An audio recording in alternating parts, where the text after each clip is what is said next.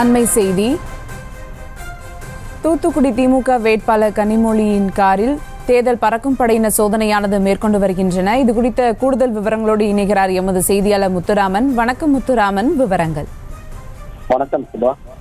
தூத்துக்குடி தொகுதி திமுக வேட்பாளர் கனிமொழி கருணாநிதி வாகனத்தில் தேர்தல் பறக்கும் படையினர் சோதனை செய்தனர்.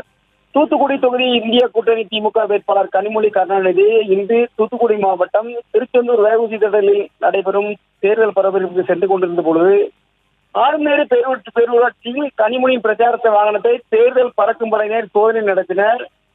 சோதனைக்கு கனிமொழி கருணாநிதி முழு ஒத்துழைப்பு அளித்தார். அவரது வாகனத்தில் பணமோ பொருட்களோ எதுவும் இல்லை. தீவிர சோதனை பிறகு பிரச்சாரத்துக்கு சென்றனர். அவர் சென்ற வாகனம் அனைத்தையுமே கதவுகள் திறக்கப்பட்டு பெட்டி கதவு அனைவருக்கு முழுதாக திறக்கப்பட்டு முழு சோதனைக்கு பின்பு இந்த பிரச்சாரத்துக்கு சென்றார். குறிப்பிடத்தக்கது. விவரங்களுக்கு நன்றி முத்துராமன். செய்திகளை உடனுக்குடனும் துல்லியமாகவும் தெரிந்து கொள்ள சப்ஸ்கிரைப் பண்ணுங்க.